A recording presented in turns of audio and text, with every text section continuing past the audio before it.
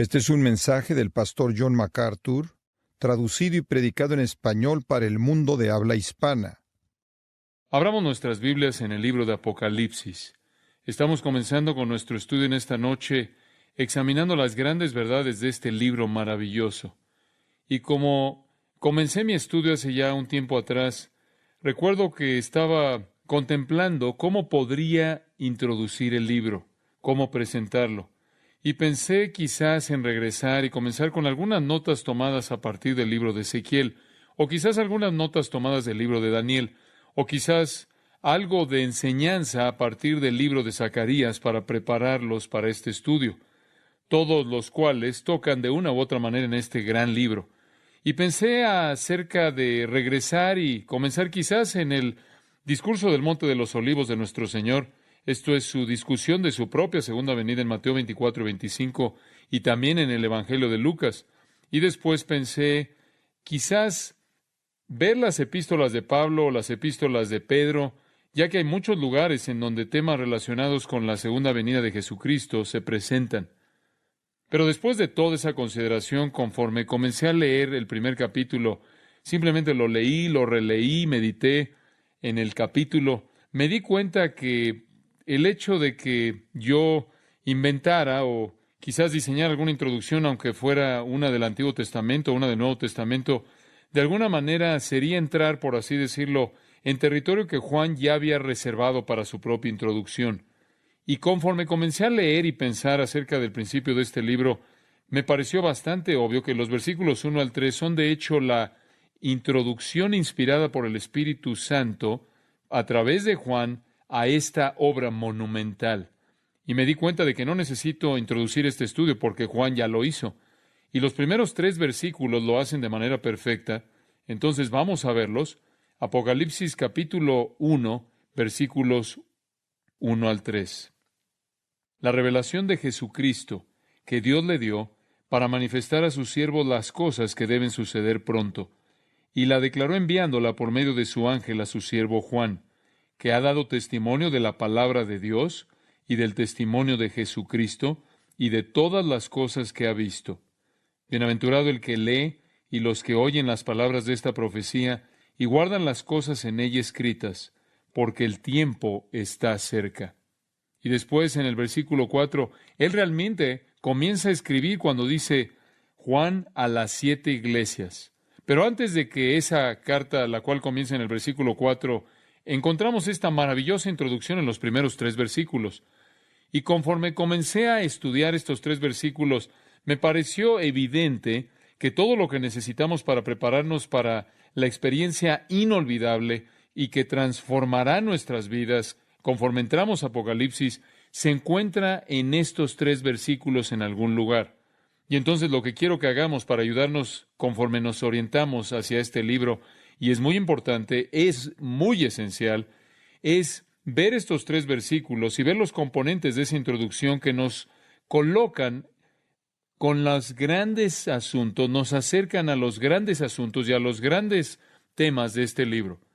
Ahora, para hacer eso, quiero dividir la introducción en varios componentes y compartirlos uno a la vez.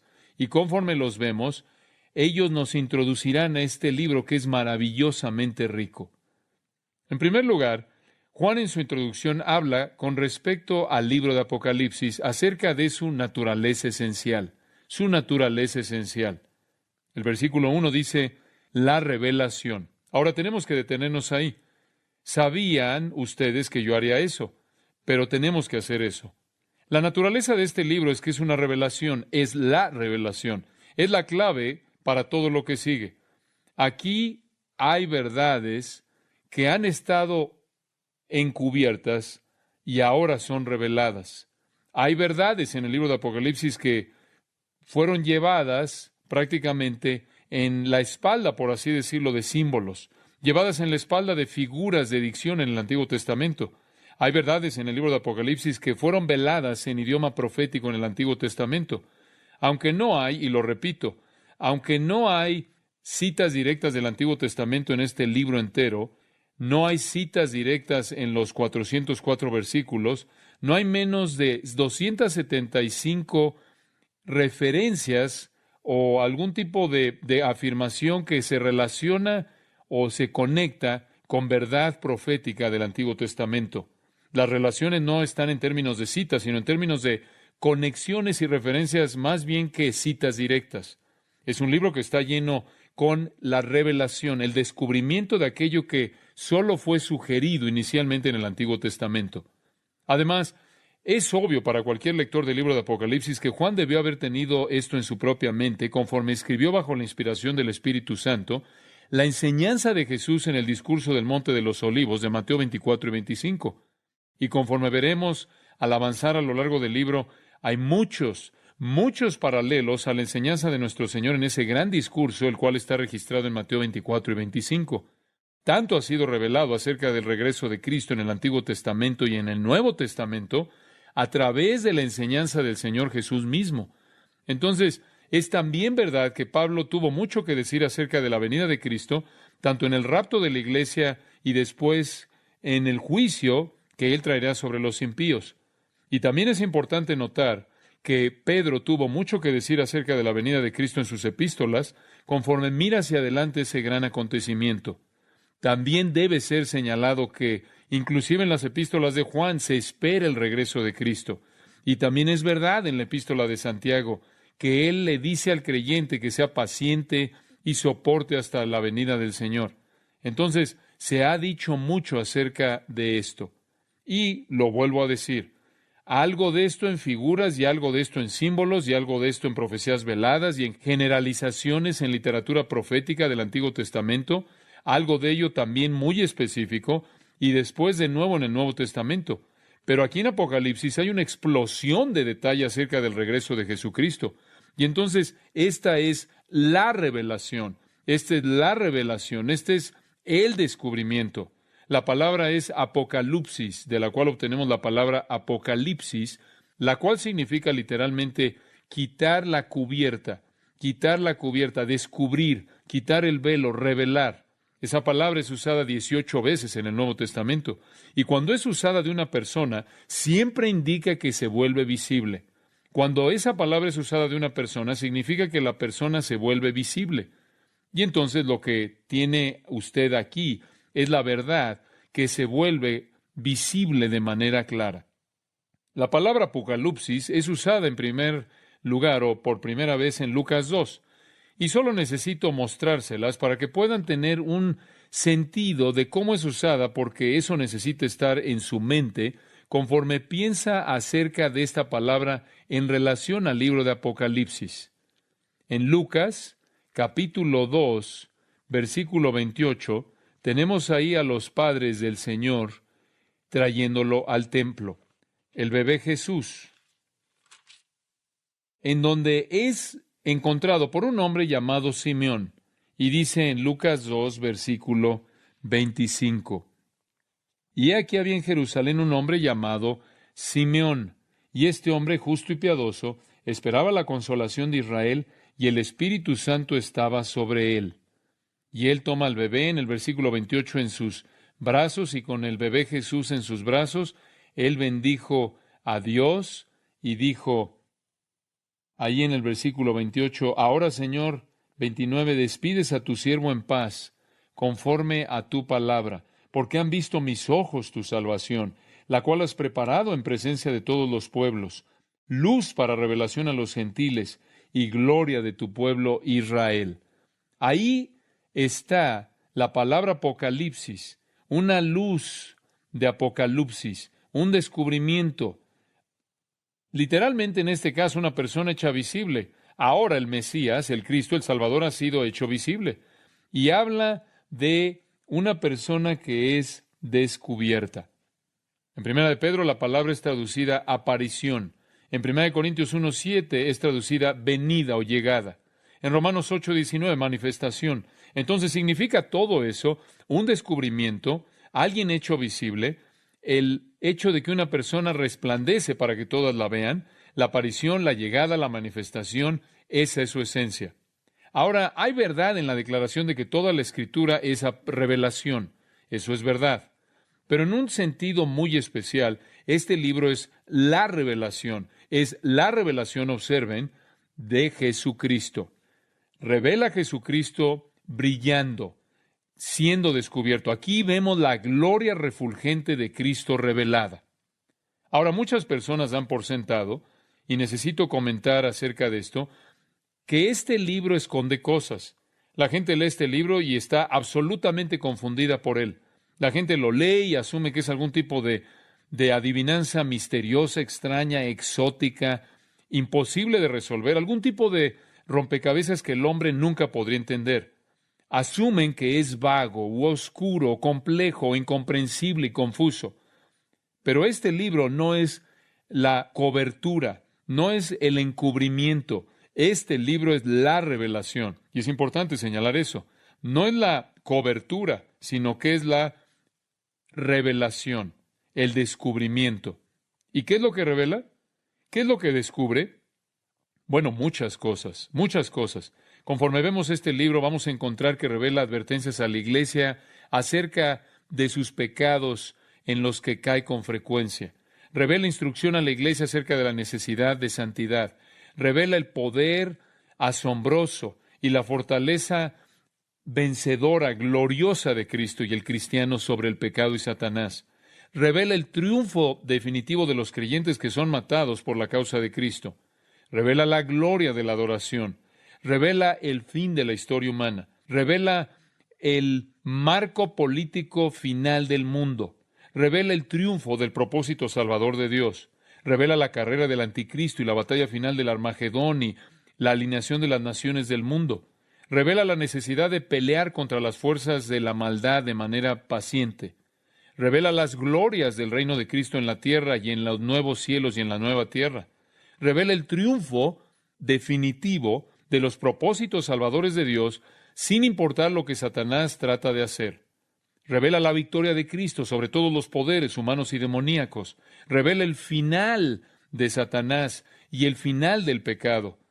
Es lo opuesto a un rompecabezas, es lo opuesto a un misterio. No es encubrir algo, no es esconder algo, sino que es un descubrimiento, una revelación. Y entonces decimos que su naturaleza esencial es que es la revelación, y esa palabra es escogida con mucho cuidado por Juan. Es el apocalipsis, es el descubrimiento de detalles que hasta este punto en la historia habían sido escondidos de la perspectiva humana. La historia del fin del universo y cómo se llevará a cabo y lo que vendrá después de eso.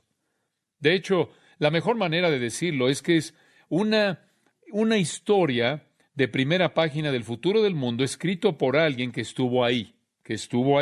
Si pudiera titular el estudio de Apocalipsis con un concepto contemporáneo, lo titularía De regreso al futuro. Entonces, esa es su naturaleza esencial, es revelación. El segundo punto que quiero que observen conforme consideramos la introducción de Juan es el siguiente. Es su tema central. Es la revelación de Jesucristo, y me detengo conforme avanzo por esto en cada término, conforme avanzo porque literalmente están llenos de significados. Es la revelación de Jesucristo. Ahora, algunas personas piensan que eso significa que el libro es de Jesucristo. Bueno, ciertamente en un sentido es verdad eso. En Apocalipsis 22:16, en el último capítulo, dice: Yo, Jesús, he enviado mi ángel para daros testimonio de estas cosas en las iglesias. Es verdad que esta revelación viene de Dios y ciertamente de Jesucristo, pero no es mejor entender la afirmación de Juan en ese sentido. No es tanto la revelación de parte de Jesucristo como lo es la revelación acerca de Jesucristo. Es Cristo quien es descubierto aquí. Realmente no toma mucho tiempo. De hecho, tan pronto como entras en los versículos 4, 5 y 6, Cristo comienza a ser descubierto. Y después entras al 7 y al 8 y lo ves en toda su gloria refulgente. Y después lo encuentras en el capítulo 2 y 3 conforme hace un escrutinio de su iglesia. Y después en el capítulo 4 hasta el 22, el tema entero es el descubrimiento de la gloria de Cristo en su segunda venida, conforme Él retoma la tierra y la quita de manos del usurpador, Satanás, y establece su reino, tanto el reino en este mundo y el reino en el mundo por venir. Es Cristo quien lo descubrió, es Cristo quien es manifiesto, es Cristo quien es descubierto, Es Cristo presentado en gloria, Cristo presentado en majestad. Ahora, en ese sentido, quizás entenderá usted lo que quiero decir si le digo que es muy parecido a los evangelios, Mateo, Marcos, Lucas y Juan. Solo en este sentido se distingue, en este gran sentido se distingue. Los evangelios descubrieron a Cristo en su primera venida en humillación. El libro de Apocalipsis descubre a Cristo en su segunda venida en exaltación. El tema de Mateo, Marcos, Lucas y Juan es Jesucristo en su humillación. El tema de Apocalipsis es Jesucristo en su exaltación, pero Él es el tema. Este es el Apocalipsis. Este es el Apocalipsis de Jesucristo. Es el descubrimiento de Jesucristo. Por cierto, esa frase es usada en otros lugares en el Nuevo Testamento. En 1 Corintios capítulo 1, versículo 7 dice que estamos esperando con expectativa la Apocalipsis de Jesucristo. El Apocalipsis, el descubrimiento de Jesucristo. En 2 de Tesalonicenses capítulo 1 y versículo 7 dice, el Señor Jesucristo será revelado o manifestado. Ahí está esa misma frase, el Apocalipsis Jesucristo. La encontramos ahí, ese mismo texto en 2 de Tesalonicenses capítulo 1. Inclusive Pedro usa la misma frase en 1 de Pedro 1:7. Él dice, seremos hallados para alabanza, gloria y honra en el Apocalipsis de Jesucristo, la venida de Jesucristo. Las mismas palabras aparecen en otro texto y quiero que lo vean. Gálatas capítulo 1. Gálatas capítulo 1. Y aquí creo encontramos una nota muy importante para que no malentendamos su significado. En Gálatas capítulo 1, Pablo está hablando de cómo él ahora predica el Evangelio. Y en el versículo 11, él dice, mas os hago saber, hermanos, que el Evangelio anunciado por mí no es según hombre, no es de acuerdo con el hombre. Él dice, no recibí mi mensaje de una fuente humana. Versículo 12, pues yo ni lo recibí ni lo aprendí de hombre alguno, sino por una Apocalipsis Jesucristo. Y él quiere decir aquí no una revelación de Cristo, sino una revelación de Jesucristo. En otras palabras, recibí mi evangelio cuando Dios me entregó la verdad acerca de Cristo.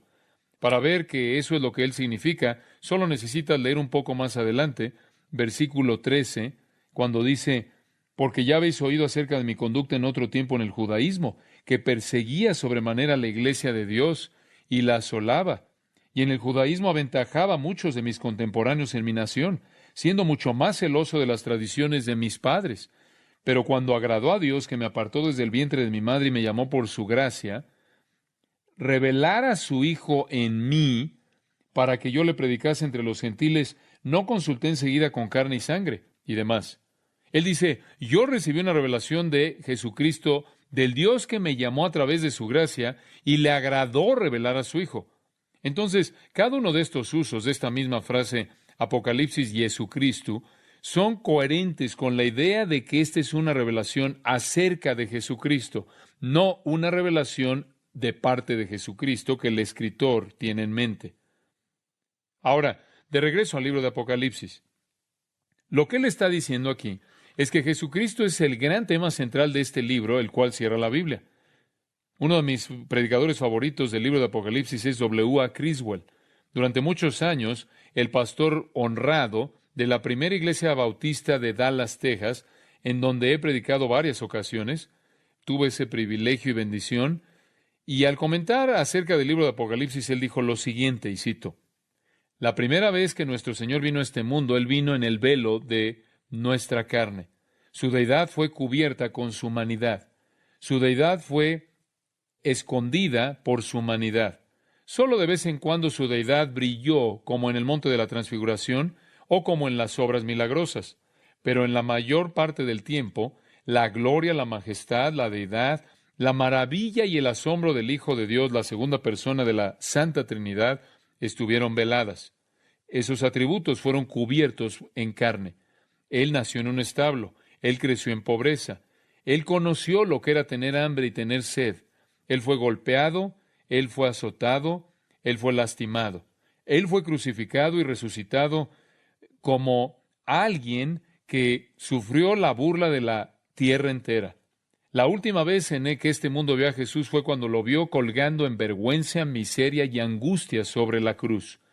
Más tarde apareció a unos cuantos de sus discípulos que creyeron en él, pero la última vez que este mundo incrédulo jamás vio a Jesús fue cuando lo vio morir como un criminal, como un malhechor crucificado en una cruz romana. Esa fue parte del plan de Dios, una parte de la gracia inmesurable, imposible de medir, iluminable y el amor de nuestro Señor. Por su llaga fuimos nosotros curados. Fin de la cita. Después él añade lo siguiente, y cito, pero después, ¿acaso eso es todo lo que el mundo verá de nuestro Salvador, muriendo en vergüenza en una cruz? No. También es parte del plan de Dios que algún día este mundo incrédulo, blasfemo, impío, verá al Hijo de Dios en su plenitud de gloria, en toda su virtud, majestad, en la maravilla y asombro de su deidad. Y entonces todos los hombres lo verán como realmente es. Lo verán sosteniendo en las manos el título de propiedad del universo, sosteniendo en sus manos la autoridad de toda la creación en el universo sobre nosotros, en el universo a nuestro alrededor y en el universo debajo de nosotros, sosteniendo este mundo y su destino en sus manos perforadas y amorosas. Fin de la cita. Una vez que atraviesas por este libro, será aparente que está viendo usted como tema central a Jesucristo. De hecho, nuestro bendito Señor Jesucristo aparece en 7 imágenes primordiales. Él es el Hijo de Dios glorificado, resucitado entre las iglesias. Él es el Cordero en el cielo, investido de manera pública con autoridad para desempeñar los juicios determinados preliminares sobre los hombres. Él viene a la tierra como el Rey de Reyes y Señor de Señores. En cuarto lugar, Él es Cristo. En quinto lugar, Él es el juez en el juicio del gran trono blanco. En sexto lugar, Él es el Cordero que está en el trono de Dios y el Cordero. En séptimo lugar, Él es yo, Jesús, la raíz y la simiente de David, la estrella resplandeciente de la mañana. Y no sea que piense usted que solo hay 7 veces en este libro en las que se habla de Jesús. Le voy a dar una lista de los otros títulos que él lleva. En este libro él es el testigo fiel, el primogénito de entre los muertos. Él es el soberano de los reyes de la tierra. Él es el alfa y el omega. Él es el principio y el fin. Él es el que era, el que es y el que está por venir. Él es el todopoderoso. Él es el primero y el postrero. Él es el Hijo del hombre. Él es el que vive. Él es el que tiene en su mano las 7 estrellas, esto es en su diestra, el que camina en medio de los 7 candeleros de oro. Él es el que tiene la espada filosa de 2 filos. Él es el Hijo de Dios. Él es el que tiene ojos como llama de fuego y pies como bronce bruñido. Él es el que tiene los 7 espíritus de Dios y las 7 estrellas. Él es el que es santo, el que es verdadero, el que tiene la llave de David, el que es el Amén, el testigo fiel y verdadero, el principio de la creación de Dios, el león de la tribu de Judá, el Señor santo y verdadero, el Señor Dios todopoderoso, el Rey de los santos y el Verbo de Dios. Todo eso en este libro. Él es el centro del libro y Él es la circunferencia del libro. Él es el principio y el fin. Él es lo que está arriba y lo que está abajo. Él es el que está adentro y afuera. Él está por encima y por abajo. Los cielos son abiertos en este libro y va a haber una visión de Jesucristo, no en humildad, no en forma humana. Va a haber una visión de Jesucristo en su majestad soberana y su gloria eterna. Y va a resplandecer delante de sus ojos durante un periodo prolongado de tiempo, como lo hizo por un microsegundo en la visión de Esteban. ¿Se acuerda de eso? Él vio al Hijo de Dios en el cielo cuando estaba muriendo como mártir en Hechos 7:56. Lo que fue un vistazo, fue un flash, fue un destello momentáneo en sus ojos, será prolongado en su visión conforme vamos desde el capítulo 1 hasta el capítulo 22. Jesucristo siempre visto en gloria majestuosa, nunca en humillación. La naturaleza esencial del libro es un descubrimiento de cosas que hasta este punto no eran conocidas, detalles del final del universo y la venida de Cristo. El tema central, Jesucristo. Regrese al versículo 1. Avancemos. La revelación de Jesucristo que Dios le dio. Eso me lleva a discutir la fuente divina de este libro. ¿Quién es la fuente divina? Dios, que Dios le dio, que Dios le dio. Notarán que Dios está en mayúsculas en su Biblia y prácticamente está hablando de el Padre, y aquí cuando dice Dios le dio, se está refiriendo al antecedente que es Jesucristo. Lo que está diciendo, escuche esto, Dios le dio este libro ¿a quién? A Jesucristo. Ese es un pensamiento interesante, ¿no es cierto? Y supongo que podría preguntarse, hacerse la pregunta que yo me hice. ¿Qué es lo que Cristo necesita que Dios le dé? Bueno, han habido algunas sugerencias interesantes acerca de eso. Algunas personas dicen, bueno, regresemos a Marcos 13:32. No tiene que pasar ahí usted. Lo va a recordar tan pronto como lo lea. Marcos 13:32. Encontramos ahí palabras conocidas y recordará que esta es una declaración asombrosa que hace el Señor Jesús. Marcos 13:32. Pero de aquel día y de la hora nadie sabe. Esto es del regreso del Hijo del Hombre. Ni aun los ángeles que están en el cielo, ni el Hijo, sino el Padre. ¿Se acuerda de eso? Y muchas veces hemos preguntado, ¿cómo es posible que Jesús, si es Dios, no sabe eso? ¿Cómo es posible que Él no conoce el tiempo de su regreso? Los ángeles no saben, Él dijo, y yo no sé, solo el Padre sabe. Pero eso es lo que dijo. En su humillación, cuando Él vino como un siervo a este mundo y se humilló a sí mismo, y tomó la forma de un hombre y restringió el ejercicio libre de sus atributos, Él limitó su propio conocimiento. Y cuando Él dijo no sé, eso es exactamente lo que quiso decir. Algunas personas han sugerido entonces que la razón por la que dice aquí la revelación de Jesucristo que Dios le dio fue para darle la información que hasta este punto Él no conocía. En otras palabras, Dios está diciendo, ahora te voy a decir lo que hasta este punto no sabías.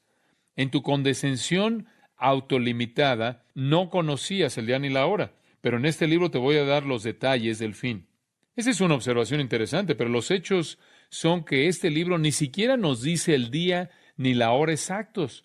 Entonces, eso realmente no responde a esa pregunta. Creo que sería una suposición apropiada que nosotros hiciéramos, que ahora el Hijo de Dios está glorificado y de regreso a la diestra en el trono de Dios, y ahora Él ha entrado al ejercicio pleno de todos sus atributos, incluyendo su omnisciencia, y Él ahora sabe de cualquier manera, y no tuvo que esperarse hasta el 96 después de Cristo, cuando este libro fue escrito para poder saber el día y la hora o los detalles. Entonces, ¿en qué sentido es este libro dado a Cristo? En otro sentido, en un sentido maravilloso, Dios hizo una promesa de exaltar a Jesucristo. Dios hizo una promesa de que Jesucristo sería el Rey de Reyes y Señor de Señores, y que Él sería el Rey de la tierra. Dios hizo una promesa de que Jesucristo sería el heredero de todo lo que el Padre posee. Y debido a que Jesús se humilló a sí mismo, y debido a que Él se volvió carne, y debido a que Él sirvió al Padre de manera obediente, perfecta, debido a que Él sufrió y debido a que Él murió, Dios le ha dado esta gran revelación de la gloria que está por venir. No está el tiempo de su venida aquí.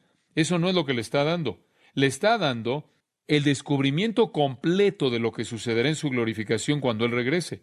Esta es su recompensa por un servicio tan perfecto, humilde, fiel y santo. Sería como un padre que le dice a su hijo, has sido un buen hijo, has sido un hijo maravilloso, has sido un hijo obediente, has sido un hijo que ha cumplido su deber, y en tu fidelidad a mí como tu padre yo te he prometido que si eras fiel, y si tú hacías lo que te pedí que hicieras, y si cumplías las metas que yo establecí para ti, entonces yo te daré a mi herencia. Y el padre entonces dice, ahora hijo, aquí está. Aquí está todo escrito de manera completa y te lo entrego a ti, ahora es tuyo. En un sentido, eso es exactamente lo que Dios ha hecho con el libro de Apocalipsis. Amados, ¿pueden entender esto? Estamos oyendo el libro, estamos oyendo, por así decirlo, el regalo de este libro que Dios el Padre le dio a su Hijo. Es para Él. Dios es la fuente. El destinatario primordial es Jesucristo y cuenta la historia asombrosa, gloriosa, maravillosa de lo que va a suceder en el futuro cuando el Hijo obediente regrese en gloria plena. Piénselo en esta manera. La resurrección fue el primer enganche del Padre de la herencia. Fue la primera probada evidente de la herencia fue la resurrección. Dios lo resucitó de los muertos. La segunda muestra evidente del placer del Padre fue la ascensión, esto es de que el Padre estaba complacido, fue la ascensión. Él lo llevó al cielo y lo sentó, ¿en dónde? A su diestra. La tercera muestra de que el Padre estaba complacido con la obediencia del Hijo fue que envió al Espíritu Santo, porque el Espíritu fue enviado para morar en la iglesia, la cual Cristo redimió y amó. Y aquí está la última muestra. Este regalo de este libro, que bosqueja a detalle la gloria venidera de Jesucristo, de tal manera que Él no solo viva en una anticipación plena, esperando lo que está por venir, sino que también todos los que lo aman puedan disfrutar conociendo todo lo que está por venir, con el propósito de que podamos alabarlo y glorificarlo y honrarlo en espera de esto. Creo que podríamos resumir toda esa discusión con las palabras de Filipenses capítulo 2, cuando dice ahí Pablo, siendo en forma de Dios, no estimó el ser igual a Dios como cosa a que aferrarse, sino que se despojó a sí mismo, tomando forma de siervo hecho semejante a los hombres, y estando en la condición de hombre, se humilló a sí mismo, haciéndose obediente hasta la muerte y muerte de cruz. Ahí está su humillación. Y después, inmediatamente en el versículo 9, por lo cual Dios también le exaltó hasta lo sumo y le dio un nombre que es sobre todo nombre. Por cierto, ese es el nombre Señor.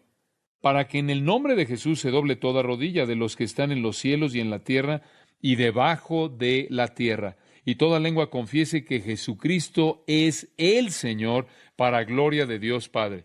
Esos últimos 3 versículos, 9, 10 y 11, son presentados a detalle en el libro de Apocalipsis.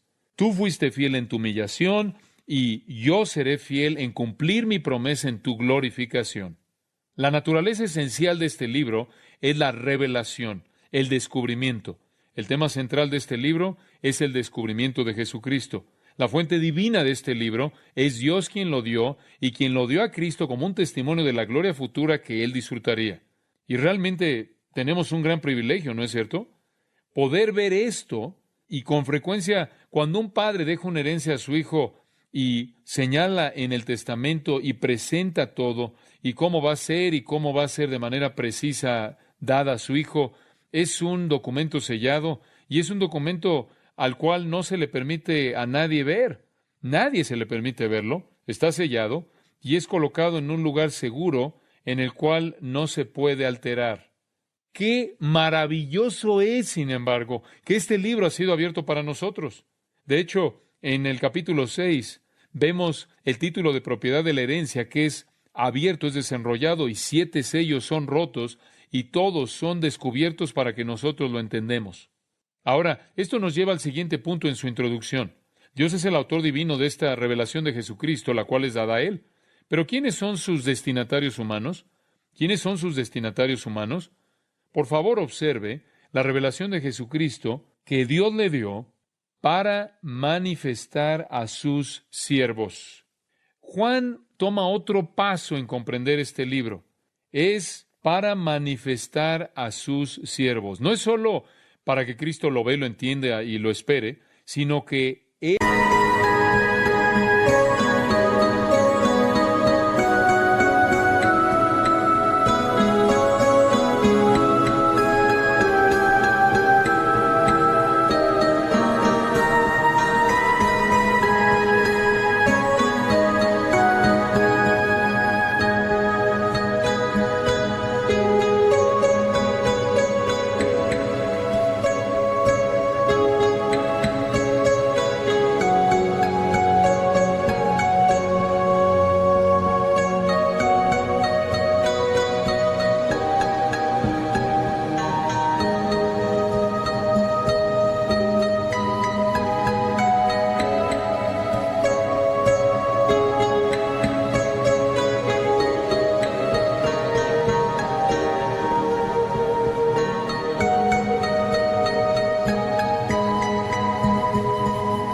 es para ser mostrado a nosotros.